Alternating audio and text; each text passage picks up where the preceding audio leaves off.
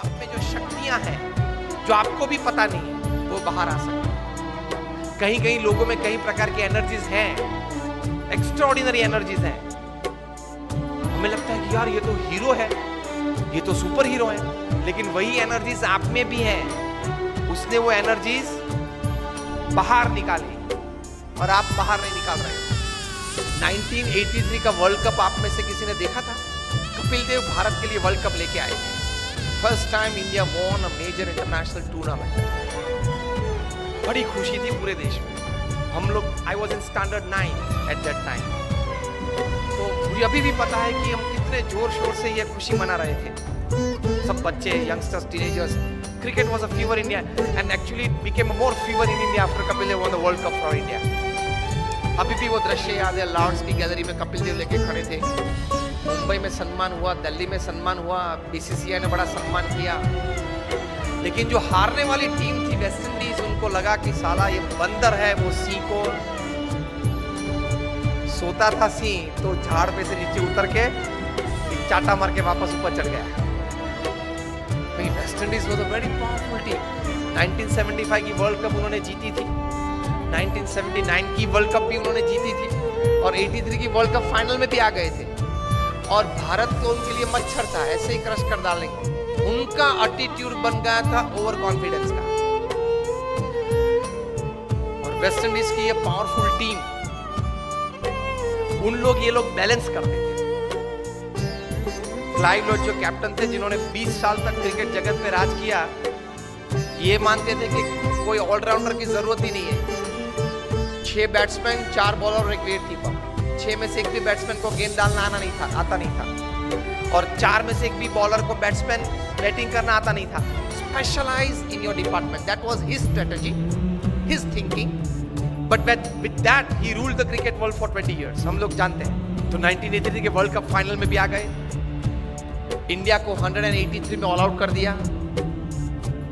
Viv Richards ने 13 ball में 8 चौके मारे, रॉजर बिन्नी, कपिल देव और शिवलाल यादव को मिला के। इन 13 बॉल्स ही हिट 8 टू द फेंस। बहुत पावरफुल बैट्समैन थे विव रिचर्ड्स। तो हम लोग सबको तो लगा कि अब तो पूरा हो गया, यही पूरा कर देगा अभी 5-10 ओवर में। लेकिन एक मिस्क्यूट शॉट उन्होंने मारा और कपिल देव जान लगा के दौड़े थे।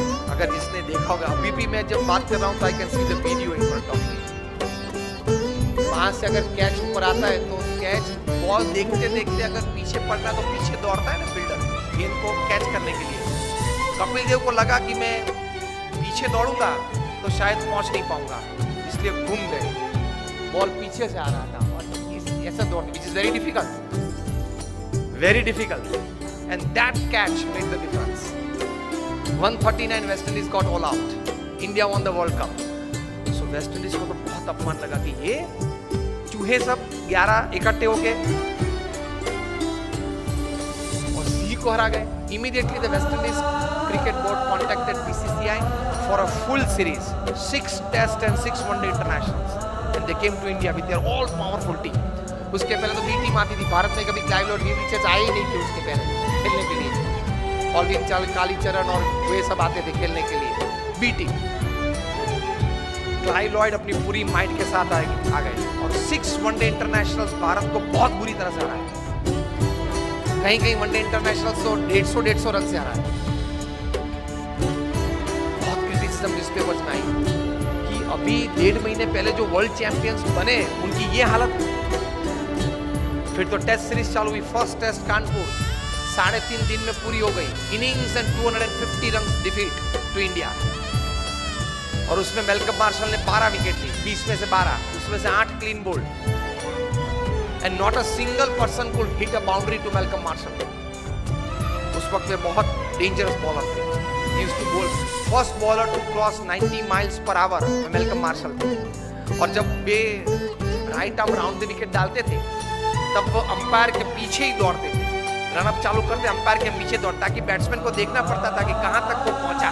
बॉलर बैट में हाथ करके देखना पड़ता कि वो पहुंचा कहां था। एकदम अंपायर के पीछे से बाहर निकल के मेलकम मार्शल गेंद डालते थे। यूज्ड टू बोल स्लैंटिंग डिलीवरीज। और और पीछे डूजोन तो तैयार ही रहता था बड़े ग्लोव्स लेके, caught Dujon bowled Marshall, caught Dujon bowled Marshall चालू ही रहता था, एक आता था एक जाता था। किसी को भी गलती से भी कट नहीं लगी कि स्लीप के ऊपर से गेंद चली जाए और थर्ड मैन पे एक बाउंड्री मिल जाए, ऐसा भी नहीं हुआ था। Severe criticism in the Indian press. Each and every Indian player was heavily criticized. कि अब तो जो वेस्ट इंडीज बोलती थी वो बात सही है कि भारत ने बाय फ्लूक ये वर्ल्ड कप जीता, नसीब के आधार से जीता, प्रयत्न से, पुरुषार्थ से, टैलेंट से ये वर्ल्ड कप नहीं जीता। वो बात तैयार हो गई। इंडियन प्लेयर्स का काउंसलिंग चालू हुआ, मॉरल बूस्टिंग चालू हुआ, पंपिंग चालू हुआ, एटीट्यूड्स बदलना चालू किया। उसमें सबसे पहली बारी आई ओपनिंग बैट्समैन सुनील गावस्कर। उनका एटीट्यूड बदला कि you have a defensive attitude, you have to change your attitude from defence to attack. If Malcolm Marshall is a great bowler, you are a great batsman. If he can bowl so well, you can bat so well. Gavaskar का attitude change किया because you start the Indian innings, you are the opening bat. आप जिस प्रकार से खेलेंगे उस प्रकार से पूरी टीम खेलेगी, नतीजा पहले से चालू हो जाएगा। Then Gavaskar said what? He was counselled, change your attitude from defense to attack. Gavaskar defensive batsman थे, वे टेस्ट बैट्समैन थे, वनडे इंटरनेशनल के नहीं थे। सचिन तेंदुलकर टेस्ट और इंटरनेशनल दोनों के थे, 2020 के नहीं थे। क्रिस गेल है वो 2020 और इंटरनेशनल के है, टेस्ट के नहीं है, अलग अलग रहता है। सुनील गावस्कर को बताया गया कि change your attitude, you will get success. और आप जो बैट डिफेंस करते हो वो जरा stroke, create a stroke on every ball. Marshall is a master bowler, you are a master batsman, the little master उनके लिए पहले नाम था। The moment Gavaskar change his attitude, his batting changed, results changed, overall outcome changed.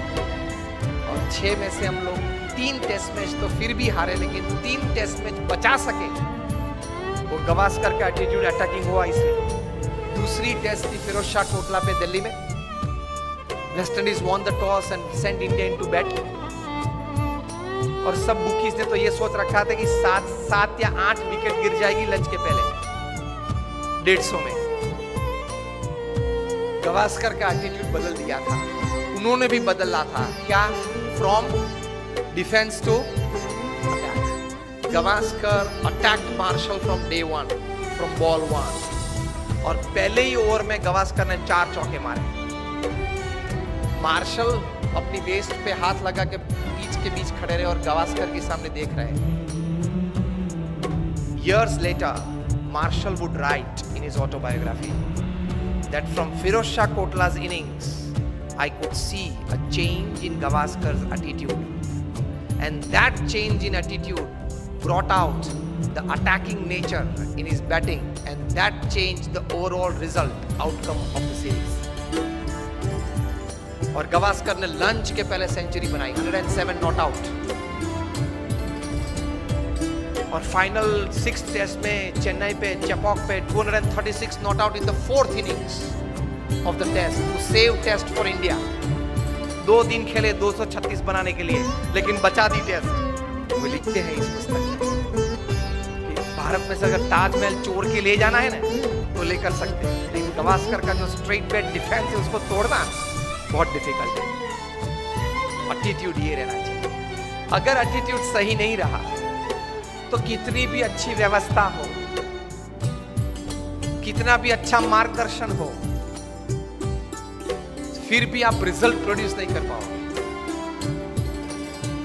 दुनिया भर के transport ministers की एक मीटिंग थी लंदन में, ट्रैफिक रूल्स एंड रेगुलेशंस की चर्चा करनी थी, इंटरनेशनल स्टैंडर्डाइजेशन कुछ रूल्स एंड रेगुलेशंस का करना था। इसमें इटाली के ट्रांसपोर्ट मिनिस्टर को कुछ बात करनी थी, बात करने के लिए खड़े हुए बोले कि ट्रैफिक लाइट्स हमने सब शहर में रखी है, लेकिन कोई शहर में अच्छी व्यवस्था है, कोई शहर में अच्छी व्यवस्था नहीं हो पा रही है। हमने पूछा क्यों? रोम में इंस्ट्रक्शंस देखते हैं तो फॉलो करते हैं, नेपल्स में सजेशंस देख सकते। और जो हमारा माफिया टाउन है सिसिली, वहां people look at traffic lights like a Christmas decoration. लाल पीली अच्छी होती है, मजा आता है देखने में। व्यवस्था तो सब जगह पे थी।